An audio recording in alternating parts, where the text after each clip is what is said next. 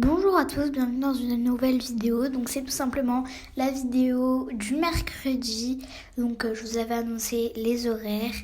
Donc vidéo horreur, donc c'est la partie 2. Vous vous rappelez, on avait fait la partie 1 il n'y a pas si longtemps que ça. Je crois que c'était dimanche ou samedi, je sais plus du tout. Mais bref, c'est parti. Hey, yeah, I'm a bad boy doing good things. Donc, première histoire. Je suis actuellement en seconde et j'avais 15 ans. Cette histoire s'est passée il y a environ 3 ans, pendant les vacances d'été. Tous les étés, je pars en colonie de vacances avec une amie à moi. Bah déjà, c'est sympathique. Mais déjà, t'es avec ton amie, donc ça devrait aller, non ? Je précise qu'à cette époque, je ne croyais pas aux esprits, fantômes, mais que depuis, oui. Dans cette colo, nous dormions dans des tentes, des marabouts, où nous étions 8. Il y avait 2 chambres de 4 et devant ces 2 chambres, une lampe au plafond. Très importante cette lampe.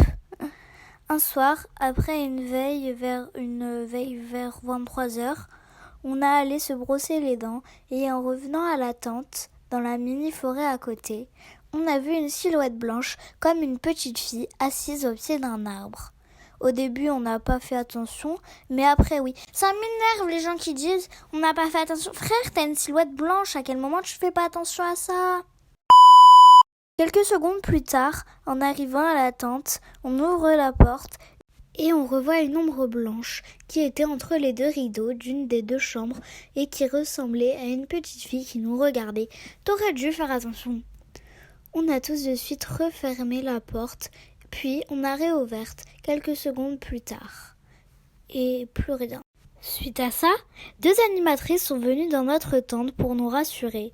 On était dans le sas entre les 2 chambres. Et au moment où elles nous disent qu'il ne faut pas nous inquiéter, une des 2 lampes tombe au sol et on s'est mis à crier, sauf moi et mon ami. Bah t'as du courage!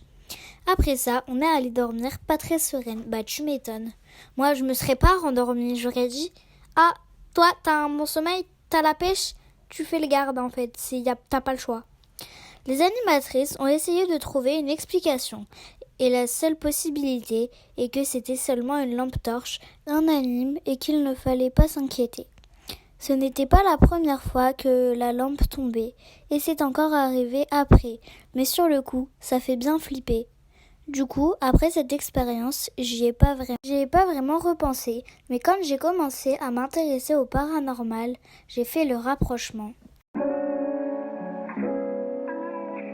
Donc là, les gars, c'est le moment de donner mon avis. Alors, moi déjà, cette histoire, elle fait bader, même si en vrai, j'ai jamais vraiment fait de colo. Mais enfin, ça fait peur, genre. Mais en fait, j'ai pas trop compris à un moment. Genre, attends, la silhouette, elle l'a vue dans le bois et ensuite dans sa cabane. Enfin, j'ai pas trop compris. Mais en vrai, c'était grave bien. Genre, j'ai peur maintenant de faire des colos, c'est bon.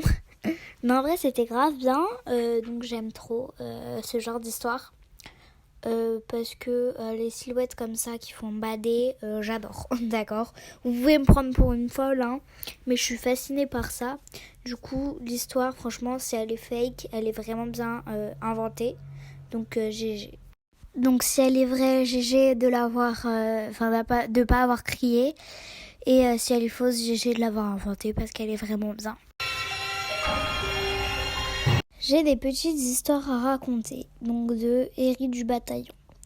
Bon, alors la première, je sais pas si c'est une coïncidence ou un truc du genre, mais plusieurs fois, quand je voulais dormir, j'ai entendu un bruit de tapement, comme si on travaillait du métal, mais avec des coups plus rapides.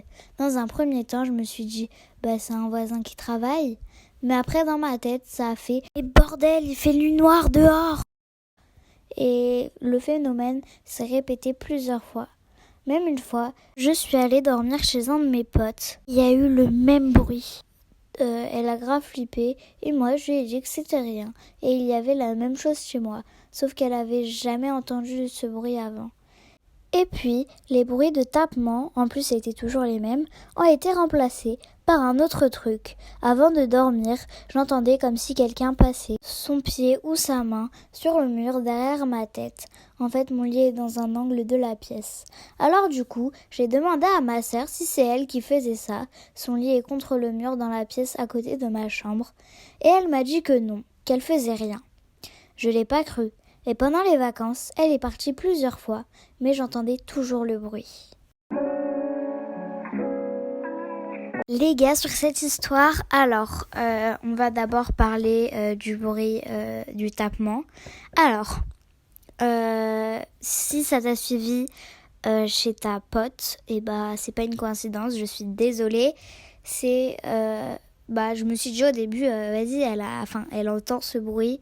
Peut-être que c'est au niveau, elle est folle un peu, tu vois. Mais elle m'a dit, ma pote, elle a flippé. Donc vous êtes deux à avoir entendu le bruit, donc c'est qu'il est bien réel.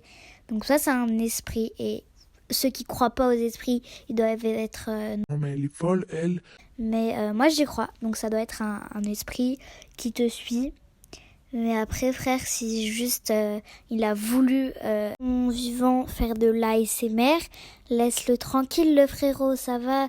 Il n'a pas YouTube, il veut faire de l'ASMR, il gratte à ton mur, t'as capté, quoi.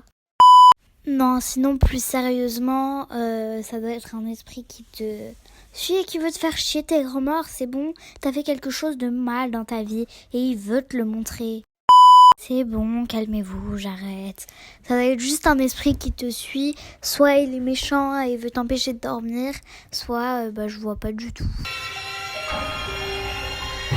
Du coup, on est sur une troisième histoire, mais c'est la même personne. Donc, sinon, j'ai une autre histoire, mais je me demande si c'est pas une coïncidence. En gros, j'étais en colo et je partageais ma chambre avec 3 autres filles.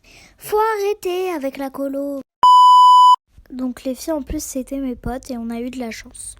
La première nuit, une d'elles arrivait pas trop à dormir.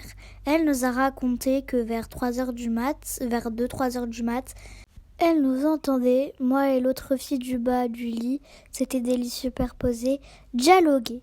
En gros, elle marmonnait des trucs chelous, à Skip ça ressemblait à des trucs sataniques et machin. D'après celle-ci, on dormait pas. Et quand elle se taisait, je bougeais en marmonnant ou en criant. Presque, mais autrement, j'étais immobile. Du coup, elle est descendue du lit, mais on dormait toutes les deux. Je sais pas si elle a rêvé, menti, mais ça je pense pas, ou si c'était vrai. Mais à cause de ça, elle a pas pu se rendormir. Ça se voyait. J'ai rien compris, prochaine histoire. Donc les gars, celle-ci c'est la dernière histoire. Elle nous vient de Holographie 1774. J'ai vécu quelque chose d'étrange il y a pas longtemps. Je suis atteinte de plusieurs troubles, sont le trouble obsessionnel compulsif, paranoïa et anxiété généralisée. Important pour la suite. J'ai donc un tas de rituels à faire le soir et je ne peux absolument pas me coucher tant que je n'ai pas fait plus d'1 heure de rituel. Association de plusieurs. Donc, quand je vais me coucher, ma porte est verrouillée, mes placards et chaises alignés et la poignée parallèle au sens des motifs de la porte. Il était 3 heures quand j'allais me coucher et tous mes rituels avaient été faits. Je pars donc dans mon lit et vois que le voyant de ma télé est allumé alors que je débranche toutes mes prises le soir. Je vais débrancher et retourne dans mon lit, mais je vois ensuite que ma poignée est levée. Je commence à m'inquiéter, car il était impensable avec mon trouble que je puisse oublier de le faire, sachant que je vérifie l'alignement de la poignée plus de 12 fois. Je réaligne ma porte au moins 4 fois et retourne une nouvelle fois pour me coucher. Je commence à m'endormir quand j'entends ma porte faire du bruit de verrouillage 4 fois. Je me relève et commence à m'énerver, pensant que quelqu'un de ma famille se moque de moi en reproduisant un de mes tocs, car claquer ma porte 4 fois avant de partir fait partie de mes rituels. J'ouvre la porte, mais personne n'est là. En même temps, il était 3 heures, mais la seule option possible pour moi. Je commence à faire une crise d'anxiété à cause de ça. Donc je redescends prendre mes médicaments contre. Mais je ne les trouve pas, là où je les range tout le temps. même endroit au millimètre près, encore un toc. Étant donc atteinte de troubles paranoïaques, je me suis habituée à me répéter « c'est dans ta tête, tu le sais ». Plusieurs fois, donc. Je ne saurais pas dire si c'était ma famille qui avait déplacé mes médicaments ou si c'était quelque chose d'autre. Encore une fois, je suis atteinte de ce trouble, alors je ne peux pas me permettre de faire des conclusions, car je suis constamment persuadée, à cause de cela, que quelque chose en a après moi. Bref, c'était mon histoire. Alors, mon avis sur ça. Franchement, je pense que c'est quelqu'un qui a voulu te faire peur ou réellement un esprit. Mais c'est pas toi qui a mal fait les choses. Quand on a des tocs, vraiment, on est obligé de le faire. Donc c'est sûr que c'est pas toi, d'accord ? C'est sûr que c'est pas toi. Et si t'as des tocs et des problèmes comme tu l'as dit, peut-être que c'est dans ta tête que t'entends les bruits et peut-être que t'as raison que la phrase que t'as dit, c'est dans ta tête. Et pour tes médicaments, ça c'est sûrement quelqu'un qui est allé là où tu ranges tes médicaments et sans faire exprès qui a foutu un peu le bordel, quelqu'un de ta famille.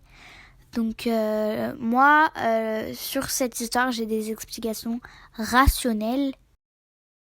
Les gars, abonnez-vous et likez. Dites-moi si vous voulez plus de concepts comme ça parce que moi, des histoires, j'en ai, vous inquiétez pas.